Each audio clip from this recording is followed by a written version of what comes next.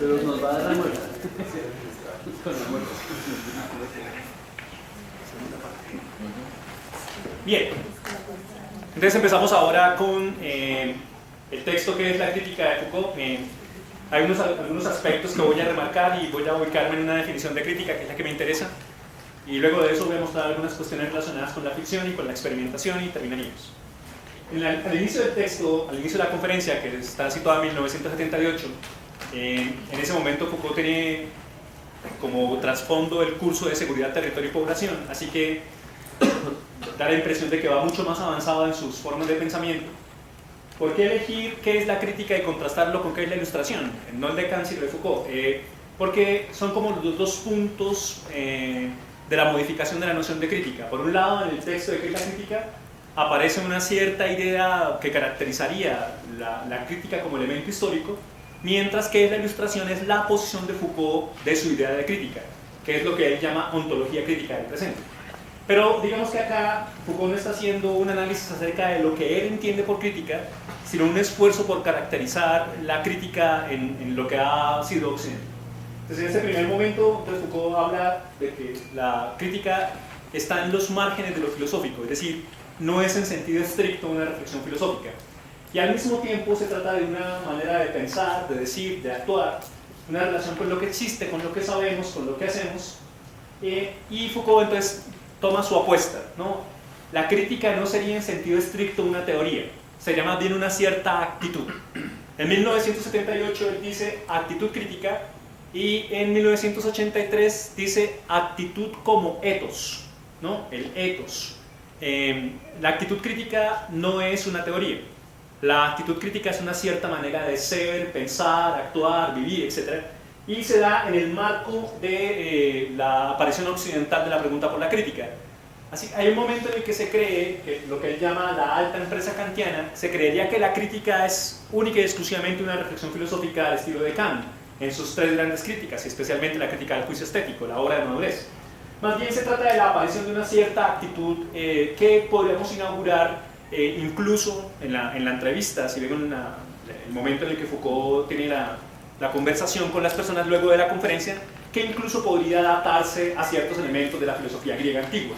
Así que la actitud crítica no sería un asunto exclusivamente moderno, quizá haya algunos aspectos de la crítica que empezaron a sedimentarse de manera mucho más antigua. Y sería posible siempre decir algo, ocuparse de esa crítica como actitud. Entonces ahora sí aparece una caracterización general. La crítica no existe más en relación con una cosa distinta que ella misma. Es decir, la crítica no es en sí misma un ejercicio que deje afuera eso sobre lo que reflexiona. Hay una relación compleja, extraña, entre la crítica y aquello de lo que se ocupa, o la crítica y su objeto. Así que la crítica jamás está sola. Luego, si la crítica tiene criterios, por decirlo así, esos criterios por sí mismos no resuelven la cuestión de la crítica. La crítica es un asunto intermedio, ¿no? Es una cuestión extraña entre unas modalidades de reflexión y unas ciertas problematizaciones de la cultura. Es un instrumento, un medio de un porvenir o de una verdad que ella misma no sabrá y no será. Es una mirada sobre un dominio que se quiere fiscalizar y cuya ley no es capaz de establecer. Una de las cuestiones más complejas con la cuestión de la crítica es que estamos casi siempre tentados a establecer explicaciones totales sobre un ejercicio crítico. Algo así como esto: se hace una posición crítica y entonces alguien siempre resulta diciendo, pero no resolvió A, pero no se ocupó de B, pero no hizo Z. No, espérate, es que no existen críticas totales, ¿ven? Las únicas ideas de crítica total aparecerían en la cuestión de la ideología, ¿no? Fernando trabajará tal vez un poco la cuestión de la relación ciencia e ideología en el pensamiento rickeriano, pero casi siempre lo ideológico tiene por objeto plantearse como teoría definitiva de la crítica, ¿no? Cuando lo crítico es siempre incompleto, parcial, y la crítica hace crítica, pero cuando se le dice bajo qué ley hace crítica le cuesta trabajo establecer, ¿no? Puede decir algunas cosas sobre eso, pero no puede decirlo todo. Todo eso que hace que la crítica sea una función subordinada en relación con lo que se constituye la filosofía, la ciencia, la política, ninguno de esos elementos podría abrogarse la crítica. O sea, ni la ciencia puede decir que la crítica le pertenece, pero tampoco la filosofía, ni tampoco lo político. Es una función subordinada a esa relación compleja. Y al mismo tiempo, o sea, cuáles fueran los placeres o las compensaciones que acompañan esa curiosa actividad de la crítica, Foucault siempre se burló de que se hable de formas de análisis por el papel razonable del análisis y no por reconocer que detrás de los análisis hay esquemas placenteros inmensos, ¿no? Escuchar al otro en su trauma también implica un cierto placer. Confesarse a sí mismo respecto de su, comillas, verdad también implica un cierto placer. Foucault siempre se rió de eso. Parece que comporta con bastante regularidad, casi siempre, no solo una exigencia de utilidad que ella invoca, la crítica es útil, ojo, sino también, y aquí no quiero detenerme, una suerte de imperativo más general que le sería subyacente. Imperativo más general aún que el descubrir los errores. Hay algo en la crítica que tiene un parentesco con la virtud. Esta afirmación que Judith Butler trabajará y analizará en su texto sobre la crítica traduce ahora un tremendo problema respecto de eso que llamábamos la crítica como actitud crítica, la crítica como etos. Cuando se revisan las formas contemporáneas de lo crítico, que van desde las posiciones feministas desde las clásicas a las post, cuando se revisan las formas de lo crítico derivadas de los aspectos biopolíticos, piensen en toda la escuela italiana con sus problemas, Negri, Lazzarato, Agamben, Espósito. Cuando se revisan las formas de la crítica derivadas de perspectivas latinoamericanas o situadas en aspectos culturales, a pesar de las diferencias de esas posiciones críticas, todas llegan a una misma exigencia. Esa exigencia es: el trabajo de la crítica se condensa, se concreta, se hace real en una cierta forma de vivir. Es decir, la crítica no sería únicamente una posición teórica o un análisis, sino que la crítica adquiere consistencia en una manera de ser. Y es el modo como Foucault conecta, ¿no? En el 78. Hay algo en la crítica que tiene parentesco con la virtud, en el sentido de que hay una relación compleja entre vida y ética, una cierta actitud, un cierto ethos. De otro modo, hacer crítica no sería únicamente plantear una cierta manera de analizar desde unos ciertos criterios razonables, por decirlo con Kant, sino que termina concretándose en una manera de existir. Hoy, en este momento histórico, el verdadero trabajo de la crítica termina siendo concretarse en una manera de ser, en una manera de vivir, en una manera de actuar. Así que hay un parentesco con la crítica y la virtud, no en el sentido completamente ético del término, sino de una cierta forma de ser lo que uno es, un trabajo de uno con uno mismo. Esta cuestión de la virtud y la crítica es lo que impulsa al profesor Perea a insistir en eso que él llama analítica histórica de los sistemas de reflexividad. Cuando yo reviso con Foucault y con otros los modos como se constituye el sujeto ético, al parecer existe una relación entre las maneras como una crítica exige una cierta reflexividad y los modos como uno construye una cierta forma de vida. A esa relación compleja entre el ejercicio crítico y la manera de uno ser, en términos incluso experimentales, es lo que yo he llamado en otros lugares analítica histórica de los sistemas de reflexividad. Y por esa razón, desde la pregunta que se planteaba, ¿por qué la crítica es una actitud reflexiva, una práctica reflexiva? Bien, empieza siendo una práctica reflexiva cuando se reconoce que la crítica es una manera de vivir. Cuando la crítica es una manera de ser y no únicamente de pensar o de analizar ciertas cosas, hay una forma de reflexividad que está presente en esas formas de lo crítico. Mi interés investigativo actual, por ejemplo, es ese. Desde Hegel hasta nuestros días, cómo se modifica la manera de volver sobre uno mismo cuando uno construye una vida que se conecta con lo crítico. Ese es mi problema de investigación actual. Así que aparece la definición de crítica, el momento nuclear de la conferencia. Dice, y si la gubernamentalización o la gubernamentalidad es ese movimiento del cual se trataba, ojo con esto, en la realidad misma hay una práctica social, o sea que hay que averiguar la especificidad de esa práctica. Aquí se dice de manera amplia, pero la especificidad de la práctica organiza una especificidad de la crítica.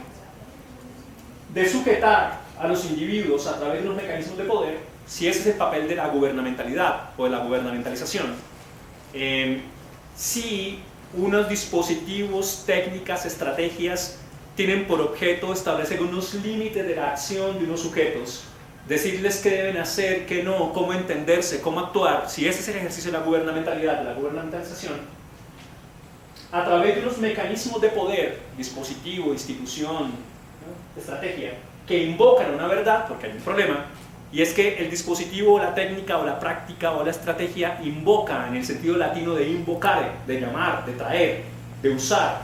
El saber, la verdad, se convierte en superficie estratégica, en ejercicio estratégico. Pero no puede decirse del poder que es la verdad, ni de la verdad que es el poder, sino mejor que unas ciertas formas, unos ciertos mecanismos usan como elemento estratégico una relación con la verdad. Bien, si eso es así, entonces yo diría, dice Foucault, que la crítica es el movimiento por el cual el sujeto se atribuye a sí mismo el derecho de interrogar a la verdad acerca de sus efectos de poder. Así que la verdad es la verdad, pero tiene efectos de poder. Y al poder acerca de sus discursos de verdad, ¿no? Habría una doble interrogación. En ese orden de ideas, la gubernamentalidad organiza una sujeción desde unos mecanismos invocando verdades. Un poco por caso, desde la entrada a este lugar relacionada con la contraseña del carnet, usted se da cuenta que hay un dispositivo de seguridad completo que implica un cierto acceso, quién entra, quién no y por qué, especialmente por unas ciertas amenazas exteriores relacionadas con la tanatopolítica que gestiona a mi compañero ciudadano, comillas, habitante de calle en el campo de concentración de muros invisibles que ha organizado esta sociedad sobre esa clase de cuerpo. ¿Quién entra, quién no y por qué? Ese ejercicio de entrar a esta forma de dominación, a esta forma de gestión, de gobierno, implica unos mecanismos de poder que invocan verdades. For your security, para tu seguridad, para tu cuidado, para el mantenimiento, para que esto funcione de determinada manera. Ahora bien, si eso es así, dice Foucault, se trata de interrogar a la verdad, a unas formas de la verdad, acerca de unos efectos de poder. Inmediatamente voy a mostrarles cómo funciona eso, por ejemplo, la cuestión kantiana. Y al poder acerca de sus discursos de verdad, porque todos los mecanismos de poder usarían una cierta forma de discurso. ¿Por qué la crítica es una práctica reflexiva? Pues aquí aparece de la manera más clara posible. La crítica será un arte, en el sentido griego de tekné, en el sentido de que una técnica se opone a otra técnica, de la inservidumbre voluntaria, ¿no? Me niego sistemáticamente a ser siervo de, a ser sujetado a ser súbdito de, a obedecer. De la indocibilidad reflexiva. Voluntaria, el problema de la voluntad implica un problema con la modernidad. Es bastante conocido que usted está hablando de filosofía moderna cuando todavía asume la noción de voluntad como idea de sujeto. La última expresión de la noción de voluntad será la noción nietzscheana de voluntad de poder y de alguna manera involucra el fin de lo moderno. Pero hoy nadie dice voluntad. Y nadie dice voluntad porque la idea de voluntad como descripción de la subjetividad fue moderna. Las formas contemporáneas ya no apelan a la voluntad. Indocilidad reflexiva. Nos negamos a ser dóciles o a aceptar unas ciertas formas de gobierno, pero lo hacemos desde un ejercicio de reflexión. ¿Por qué la crítica es una práctica reflexiva que tendría implicaciones en las formas de investigación social contemporánea? Pues bien, si las formas de gobierno contemporáneas se apoyan, invocan, apelan formas de conocimiento, de saber, que se anclan en las ciencias sociales humanas para generar formas de gobierno, entonces realizar un ejercicio crítico de parte de investigadores sociales implica hacer visibles los efectos de poder de esos discursos al mismo tiempo que se interrogan las maneras como el poder organiza mecanismos apelando a esa verdad. Hoy en la pregunta de cómo gestionar la tanatopolítica que tienen mis compañeros ciudadanos así, hoy todo el mundo quiere apelar a formas de gobierno sostenidas en formas de intervención social que apelan a discursos como de la psicología, a los discursos de la medicina, a los discursos de la medicina social, pero de una manera u otra esos discursos tienen unos efectos de poder en el orden de una cierta forma de gobierno. Ahora bien, para la investigación social contemporánea es fundamental reconocer que es necesario hacer visibles las interacciones complejas entre esas formas de discurso y sus efectos de poder y los mecanismos de poder y los discursos de verdad a los que proponen. En ese orden de ideas habría una cierta indocilidad reflexiva, habría un ejercicio negativo en primer lugar, que es negarse a asumir una cierta forma de obediencia, pero hacerlo desde un ejercicio reflexivo. Esta práctica reflexiva es, desde mi posición, lo fundamental de este ejercicio. Por supuesto, habría que preguntarse qué es reflexión, ¿no? En mi trabajo sobre la relación entre el sujeto y el espacio, yo insisto que el sujeto es espacial justamente porque hace reflexividad, pero es una tesis que ya sostuve y defendí. La crítica tendría esencialmente como función la desujeción. Si la gubernamentalización sujeta, la crítica tiene por función desujetar. Hay un problema con la desujeción y es que se asume la desujeción en sentido abstracto o amplio. Pero si se dijo en lo anterior que se trata siempre de una práctica social específica, pues se trata de sujetarse en la especificidad de esa práctica, en un sentido abierto y amplio de la sujeción, como quitarse todos los límites de encima. Algo así como si yo me sacudiera de mis límites y ya me sujeté, llegando a una consideración utópica de lo que traduciría la posibilidad de la relación con la obediencia. No, mejor se trata de reconocer que prácticas sociales específicas producen límites específicos. Y produciendo límites específicos de sujeción, yo puedo atacar esos límites específicos en una forma de crítica. En el juego de lo que podría denominarse con una palabra la política de la verdad. Y aparece entonces esa relación epistemológico-política de la que hablaba desde el principio. Política de la verdad porque por un lado la verdad genera efectos de poder, y política de la verdad porque por otro lado los ejercicios de poder apelan, usan como elemento estratégico, como variable estratégica, unas relaciones con la verdad. En este ejercicio de la relación sujeción de sujeción, la gubernamentalización se enfrenta a la crítica. Pero como se fijan, la crítica no está sola. Ya dijimos que la crítica es una función subordinada y también dijimos que la crítica siempre se da en referencia a algo. Así que la crítica y la gubernamentalidad forman una especie de juego de espejeo, dice Foucault en algún momento. No es un binarismo, sino es un enfrentamiento, un elemento que va de un polo a otro y se devuelve. Y que si se fijan, organizaría una reflexión que incluiría la alta empresa kantiana de la que acabamos de hablar, pero también ciertas actividades político-profesionales en las que alguien dijo: no aceptaré esa forma de gobierno, no aceptaré esa manera de ser determinado como súbdito. En los ejemplos que aparecen en los cursos de 1978 y 79, Foucault muestra, por ejemplo, cómo un cierto ejercicio de derecho fue atacado por nobles, especialmente en Inglaterra, para no aceptar la autoridad del rey. Y mira que no vamos a aceptar tu autoridad porque tú mismo publicaste estas formas de gobierno y estamos siendo coherentes con lo que dijiste, luego no puedes gobernarnos de esta manera porque serías incoherente contra el rey. Cuando eso ocurre, por ejemplo, ese ejercicio también sería un ejercicio de crítica, muy distinto del que aparece en nuestros días, pero sería una especie de modo como una cierta relación con el poder se enfrenta a unos ciertos discursos de verdad. Foucault está de alguna manera señalando cómo aparecen diversos movimientos críticos en las formas modernas, más allá de la cuestión kantiana. Lo que sí es cierto es que en esta definición aparece una práctica reflexiva que sería esa indocilidad reflexiva. Voluntaria porque se elige, no únicamente voluntaria en el sentido de voluntad en términos modernos, sino porque se elige, es una actitud que tiene que ver con lo que acabo de decir.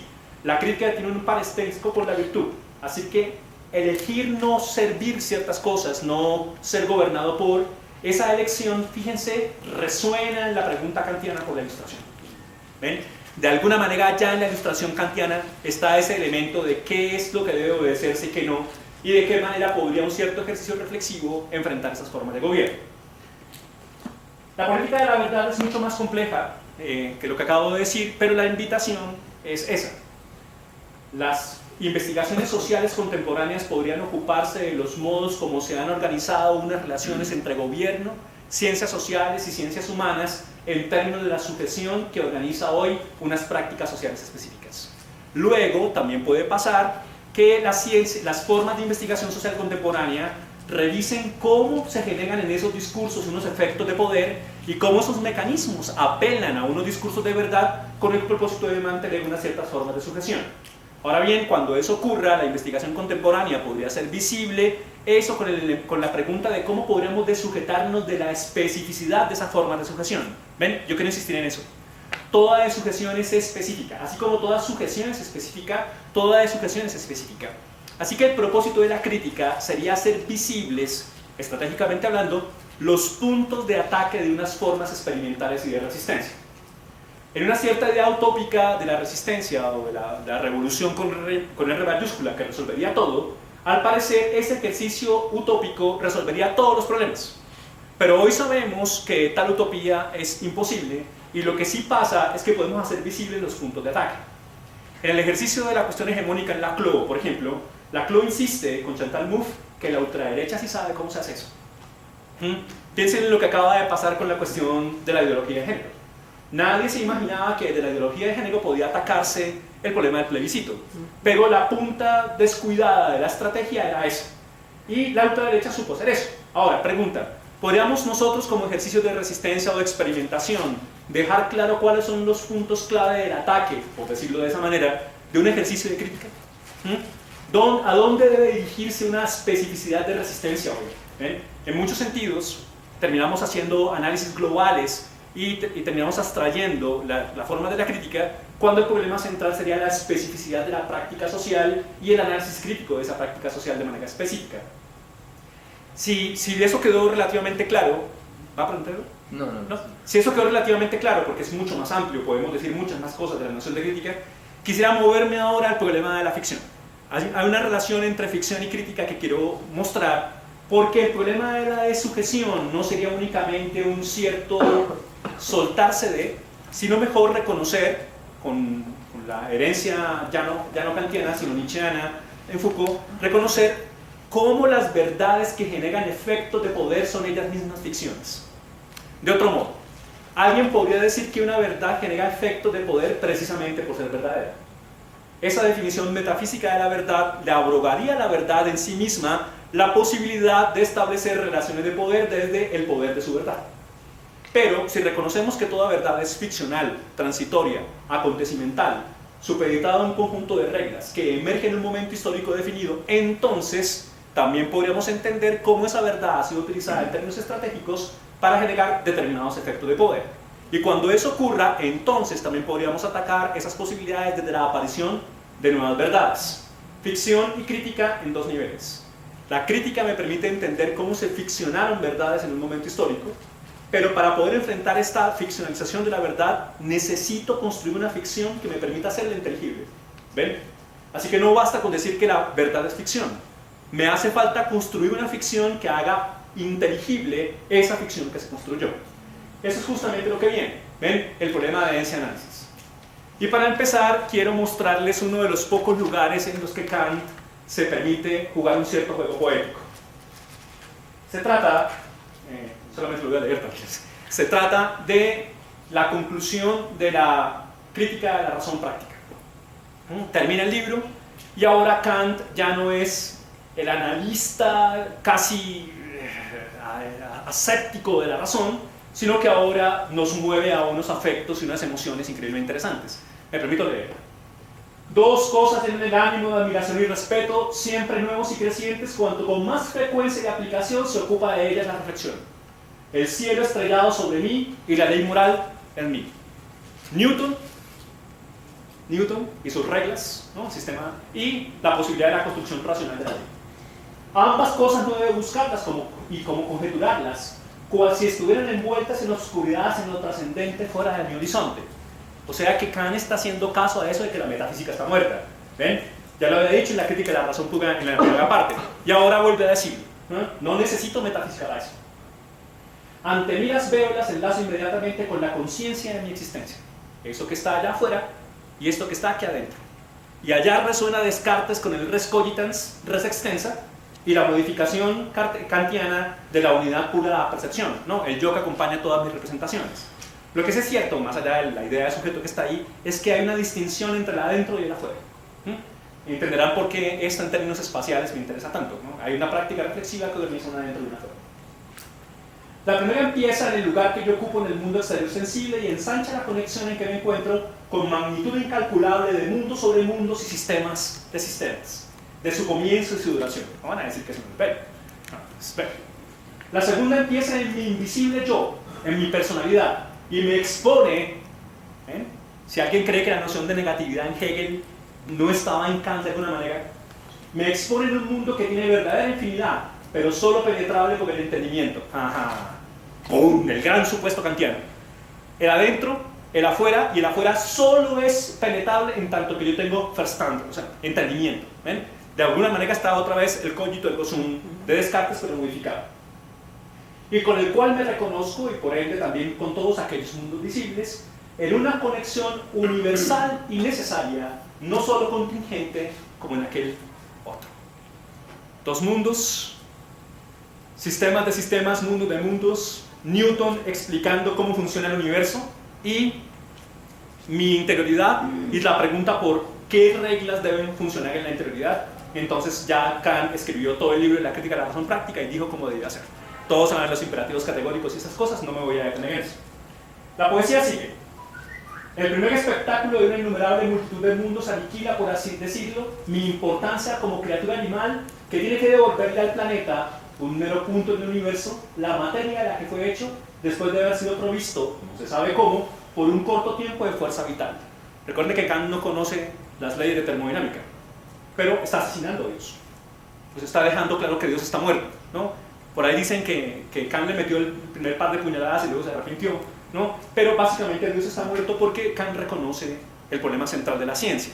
No necesitamos un ser como explicación, creador como explicación. Yo le devolveré al mundo lo que me entregó. Ahora no sabemos cómo, y eso abre una posibilidad del misterio, y es cuando Kant se reconcilia con las relaciones con lo teológico. El segundo, en cambio, o sea, mi relación conmigo mismo, elevo mi valor como inteligencia infinitamente por medio de mi personalidad, en la cual la ley moral me descubre una vida independiente de la animalidad y aún de todo el mundo sensible. Ojo con eso. Desde Spinoza hasta el problema de si hay un imperium en el hombre, ¿no? Una vida que le corresponde exclusivamente a él, pero Kant no quiere decir eso, pero sí quiere hacer una tremenda distinción. Ontológicamente hablando, hay un mundo allá afuera y mi mundo. Y este mundo en el que yo estoy, en el que ejercicio de reflexión, establezco esas relaciones de reflexión, adquiere ahora una tremenda profundidad. ¿Ven? La interioridad no es lo mismo que la exterioridad, pero la dignidad propia de ser lo que soy depende de mi relación con lo interior. Al menos en cuanto se puede inferir de la determinación conforme a un fin, Kant, que recibe mi existencia por esa ley que no está limitada a condiciones y límites de esta vida, sino que va a lo infinito. ¿Ven? Así que está el mundo exterior, las reglas que lo explican, Newton, y el mundo interior, que es una especie de pozo profundo sin límite. Entre más lejos voy en mi profundidad, entre más exploro la riqueza de mi propia reflexividad, más lejos voy, más duro voy, más lejos llevo las posibilidades de la riqueza de la dignidad humana. Esto no es gratuito.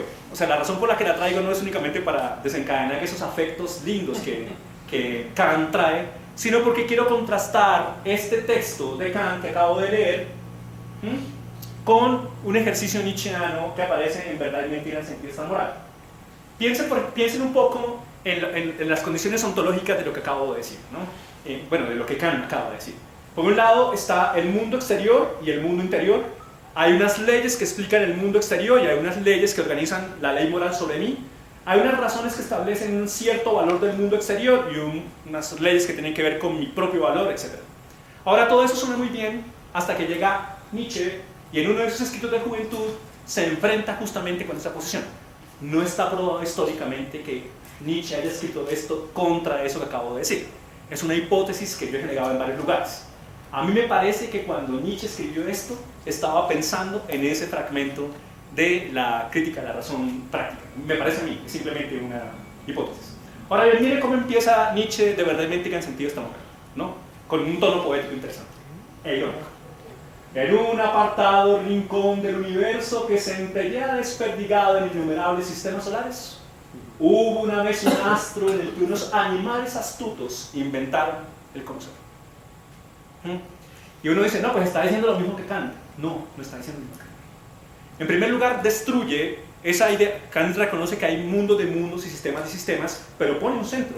Y el centro es el sujeto que está haciendo posible la ley que explica eso.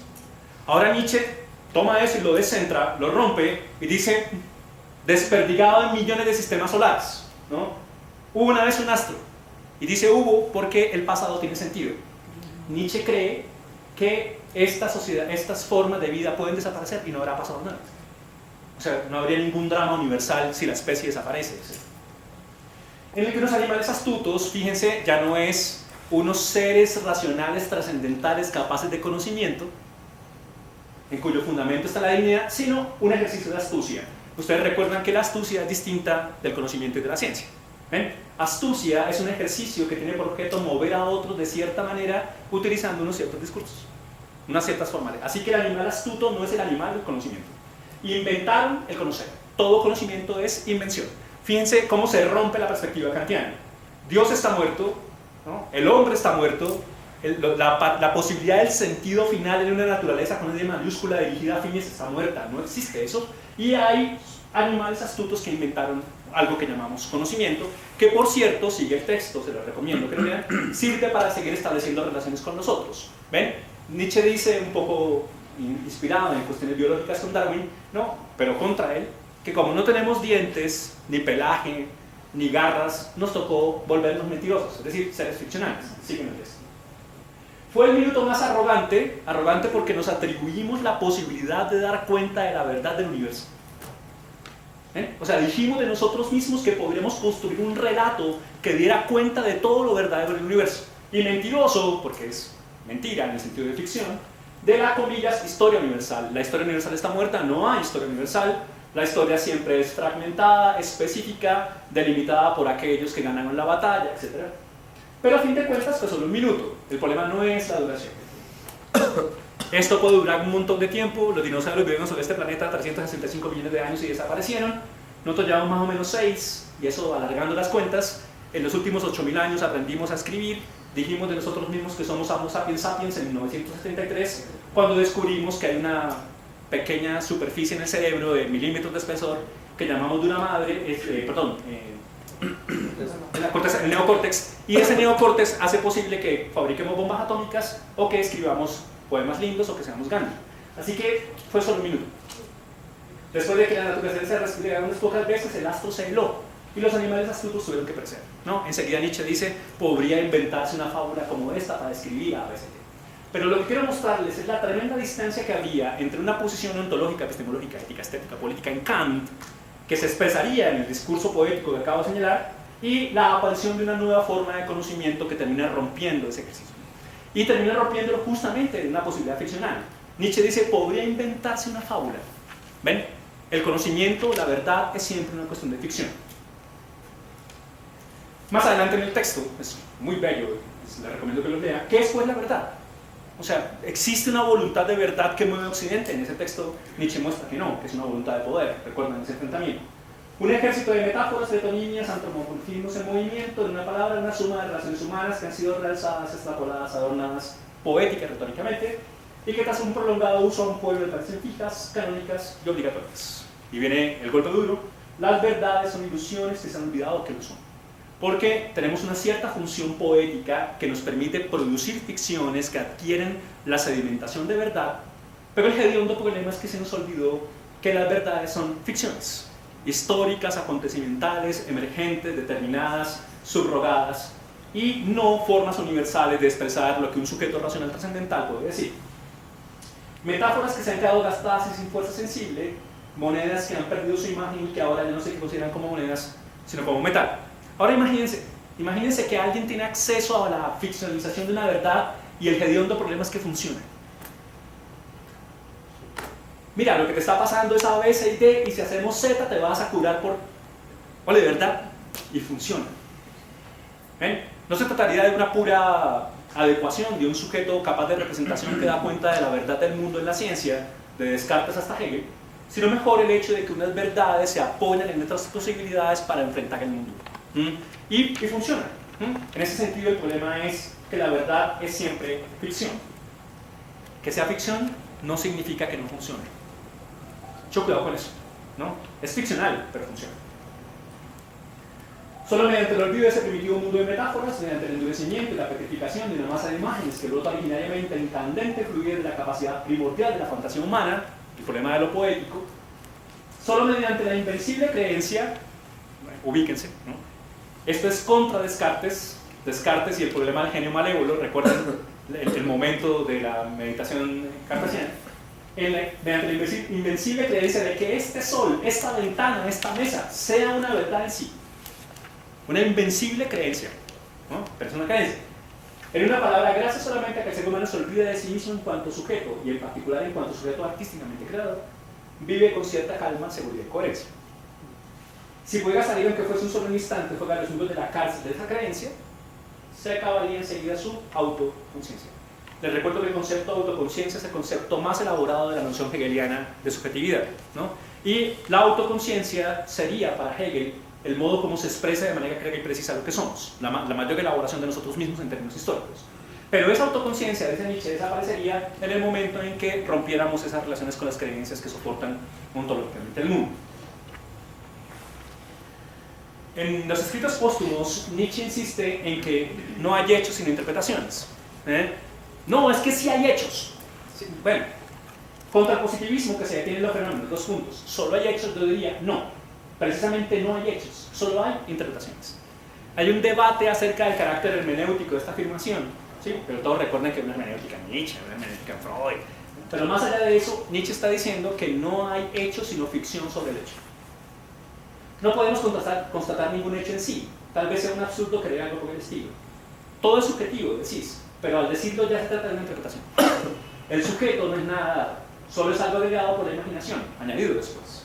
O sea, hay un sujeto que determina el objeto, y toda la modernidad que hay rota, y este sujeto que determina el objeto, no, eso ya es una interpretación. ¿Es finalmente necesario poner todavía el intérprete detrás de la interpretación? O sea, hay interpretación, luego hay un intérprete. Eso es insistir en que hay un sujeto detrás de la interpretación cuando el sujeto mismo es un ejercicio de interpretación. Hacer esto ya es una invención, tan solo una hipótesis. Yo no quiero probar aquí que toda la verdad tiene que morir. No, quiero insistir con Nietzsche en que toda verdad ha sido construida en un momento histórico determinado por unos elementos precisos, determinado por una cierta relación con lo histórico, lo político, lo económico, y eso implica que no hay verdad definitiva, ni siquiera aquella que produce un sujeto racional trascendental en un momento dado. Eso implica que la aparición de esa verdad como ficción nos conecta de nuevo al problema de la política de la verdad. Sí, la gubernamentalidad es el movimiento por el cual nos sujetamos a través de unos mecanismos que invocan una verdad, y la crítica es el ejercicio por el cual cuestionamos esos efectos de verdad de unos discursos esos efectos de poder de unos discursos de verdad, y al mismo tiempo los discursos a los que se apela un mecanismo, etc. Y reconocemos que toda verdad es producción, construcción, diseño, etc. Entonces, la producción de verdad se enfrenta desde otra producción de la verdad. Por eso hay una política de la verdad. Por eso es posible reconocer que hay política de la verdad. ¿Ven? La producción de la verdad sería, punto por punto, el aspecto más importante de la política contemporánea, al menos desde esta visión. Foucault dice en ¿qué es la crítica? ¿No? De hecho, esta práctica histórico-filosófica, la que él propone, se trata de hacerse su propia historia, de fabricar como una ficción la historia que estaría atravesada por la cuestión de las relaciones entre las estructuras de racionalidad que articulan el discurso verdadero y los mecanismos de solución que están ligados a él. Cuestión que vemos que desplaza los objetos históricos habituales y familiares de los historiadores hacia el problema del sujeto de la verdad, problema del que los historiadores no se ocupan. Vemos igualmente que esta cuestión inviste el trabajo filosófico, el pensamiento filosófico, el análisis filosófico, con unos contenidos empíricos diseñados precisamente por ello. Entonces hay varios problemas aquí. Primero, una filosofía que en un momento determinado creía que lo empírico no tenía nada que ver con ella, y entonces ahora el golpe de lo empírico ataca lo filosófico para decirle es de lo empírico de lo que debes ocupar. Pero al mismo tiempo está el hecho de que para poder construir un análisis histórico en términos críticos hay que ficcionar la inteligibilidad posible de esos elementos. No hay más remedio. Pero, ¿cómo así que ficcionar? Sí, en más de una ocasión Foucault dijo que su investigación histórica siempre era abierta. Y en más de un momento Foucault se corrige. ¿Se acuerdan cuando les dije que el panóptico de Bentham y vigilar y castigar tal cosa? Entonces todo el auditorio dice, sí, pues estaba equivocado. En el curso de 1938, Foucault dice en Seguridad, Territorio y Población, lo que dije en vigilar y castigar no era tan cierto como se lo dije. ¿Y por qué? Mire, es que encontramos esta evidencia histórica que señala que no era así por estas razones. Luego la ficción es siempre provisional, está siempre supeditada a unas relaciones con lo empírico y desafían a la reflexión filosófica en términos de la empiricidad histórica. Y en ese sentido, hacer crítica es construirse una historia en términos de ficción. ¿Ven? Hay un papel ficcional en eso. En ese orden de ideas hay un desafío para la investigación social. Reconocer que las verdades disponibles usadas por las formas de gobierno son ficcionales involucra también un desafío tremendo. ¿Cómo hacemos para construir modalidades ficcionales históricas que sean capaces de desarticular la política de la verdad que se ha construido en esos usos gubernamentales? ¿Lo ven? Hay un tremendo desafío en eso. Eventualización, ¿no? Quiero decir que los 3 momentos que Foucault señala, ¿no? Que son arqueología, genealogía y estrategia, que pertenecen a un procedimiento de eventualización, son en sí mismos un ejercicio de ficción histórica. ¿Ven? Lo que quiero decirles es que eventualizar, en español suena relativamente aceptable, pero en francés la palabra es increíblemente rara. Foucault enseguida pide disculpas por la invención que acaba de hacer. Pero eventualizar implica construir una forma histórica en términos de esa ficción. ¿Ven? Cuando él dice eventualizar no está diciendo esta es historia, está diciendo esta sería una manera de ficcionar la historia que podemos enfrentar. Cita, lo que yo entendería por procedimiento de eventualización, aunque los historiadores dicen con espanto, es esto. Primero, tomar unos conjuntos de elementos en los que puede señalarse en la primera aproximación, por tanto, de una manera completamente empírica y provisional, conexiones entre mecanismos de coerción y contenidos de conocimiento. Pero eso es ficcional. Es ficcional. Hay unos mecanismos de coerción y unos contenidos de conocimiento. Mecanismos de coerción diversos, que son también conjuntos legislativos, por ejemplo, reglamentos, dispositivos materiales, fenómenos de autoridad, contenidos de conocimiento que se tomarán igualmente en su diversidad y heterogeneidad y que se tendrán en cuenta en función de los efectos de poder de los que son portadores. Efectos de poder. En tanto que son validados como formando parte de un sistema de conocimiento. Eventualizar, entonces, implica construir una historia en la que se hace visible una relación entre mecanismos de coerción y formas de conocimiento. Pero para hacer visible eso, apelamos a un cierto contenido empírico. Y ese contenido empírico es necesariamente ficcional, pero dado en lo empírico. Es decir, hay elementos empíricos que nos muestran por saturación progresiva, no es saturación definitiva, sino saturación progresiva, que en efecto esa ficción podría funcionar. Piensen, por ejemplo, en el análisis que hacemos sobre el papel que la noción de competencia tiene en la educación en Colombia. Pregunta, ¿cómo ocurrió históricamente hablando que la idea de competencia que empezó en el 90 y pico, copiando algunos sistemas extranjeros, termine siendo el soporte de la formación desde preescolar hasta doctorado en Colombia? Y bueno, lo que parece incuestionable es el hecho de que hay que formar y evaluar por competencias. Pero resulta que la noción de competencia tuvo una transformación histórica que fue susceptible de hacerse visible, conocen los montones de trabajos que se han hecho sobre eso y muy buenos, y se muestra cómo, eventualmente hablando, apareció la noción de competencia y tuvo unas ciertas modificaciones que terminaron organizando un mecanismo de coerción, que son las formas de evaluación actuales del Ministerio de Educación, y que termina generando unas ciertas relaciones con contenidos de conocimiento. Competencia, especialmente como competencia en el sentido del lenguaje, luego competencia en el sentido de competencia básica de producción de conocimiento, competencia ciudadana, etc. Así que podría hacerse visible cómo unos mecanismos de coerción se conectan con unos mecanismos de conocimiento. Hoy, nadie quiere aceptar de manera simple una cierta forma de evaluación y autoevaluación, que es una forma de subjetividad, es una forma reflexiva, que se impone en los esquemas de evaluación que da el Ministerio de Educación sobre competencias. Porque se le pide a los maestros que evalúen sus desempeños en un ejercicio de autoevaluación, una práctica reflexiva, que se da desde esos mecanismos de coerción en el orden de unas relaciones con el conocimiento. Ahora bien, poniendo un ejemplo, mostraríamos cómo la eventualización mostraría una ficción al respecto de cómo pasa eso. Lo que buscamos entonces no es saber qué es lo verdadero o lo falso, lo real o lo ilusorio, lo científico o lo ideológico, lo legítimo o lo abusivo. Y fíjense que en ese pequeño fragmento Foucault está mostrando las diferencias entre todas las versiones de la crítica y la propia. Es decir, esto es lo que quiere hacer la crítica. ¿Ven? Las diferentes formas de la crítica quieren ocuparse de eso. Y Foucault dice, yo no voy a hacer eso. Buscamos saber cuáles son los lazos, las conexiones que puedan ser señaladas entre mecanismos de coerción y elementos de conocimiento. ¿Qué juegos de reenvío o apoyo se desarrollan entre unos y otros? ¿Qué hace que tal elemento de conocimiento pueda tomar unos efectos de poder referidos en un sistema tal, a un elemento verdadero probable, incierto o falso? Y lo que hace que tal procedimiento de coerción active la forma y las justificaciones propias del elemento racional, calculado, técnicamente eficaz, etc. Todos hemos conocido la angustia que implica una cierta gestión de los otros. La gestión que tiene que ver con el salón de clase, la gestión administrativa que tiene que ver con cómo manejamos a los otros cuando tenemos responsabilidades con ellos, el manejo de nuestro propio dinero, o por ejemplo, nuestras relaciones con el placer. Esos elementos son todos distintos y por eso los muestro. Ahora bien, yo tengo acceso a unos mecanismos de gestión en todos esos niveles y podría enunciarlos. Yo podría decir, por ejemplo, cuál es mi política placentera. No, bueno, no tengo que decirle a nadie de manera de confesión, etc. Tal vez con alguien con el que se juega alguna cosa. Pero yo podría enunciar algunos ciertos principios. Y cuando pregunto por qué razones de esa manera, de ese modo y esas técnicas, aparece un elemento que luce como razonable. Gestiono mi placer en estos términos de esta cierta razonabilidad. Oye, ¿y por qué haces eso de esa manera?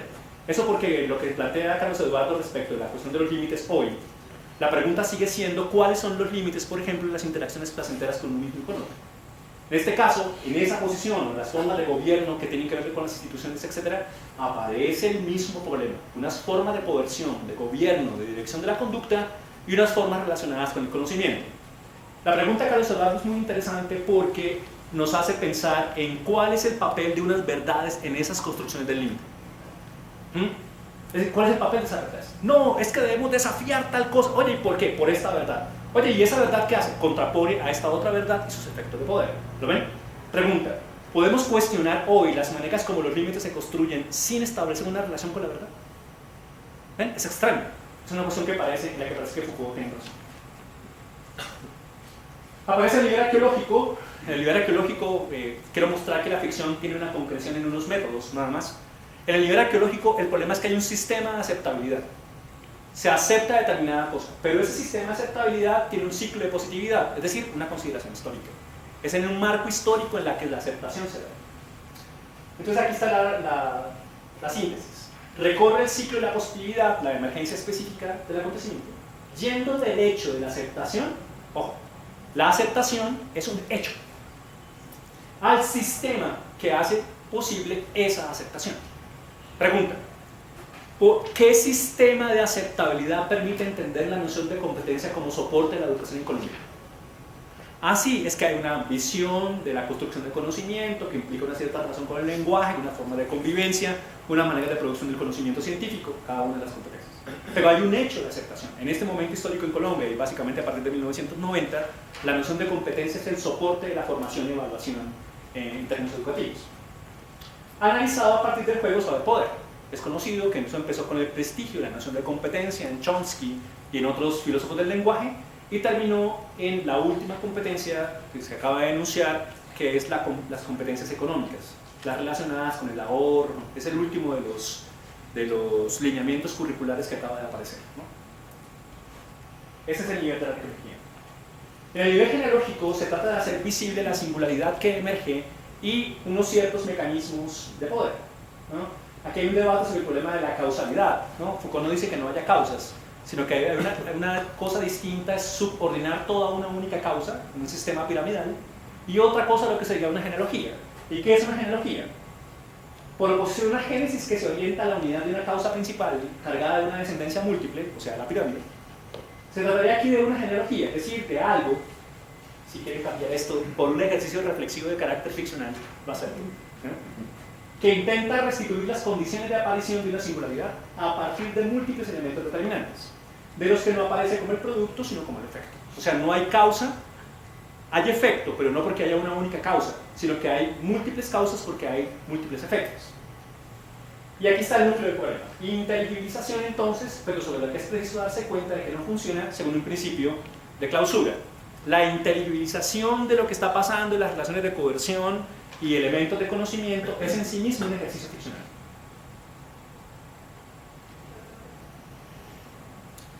En Queja e Ilustración, Foucault, estamos hablando, esto fue en 1938, muestra en 1983 cuáles serían las consecuencias de eso en su propia posición crítica. Ese etos, les recuerdo que etos es el problema en la actitud, ¿no? La crítica como actitud, puede caracterizarse como una actitud límite. Ojo, no se trata de un comportamiento de rechazo.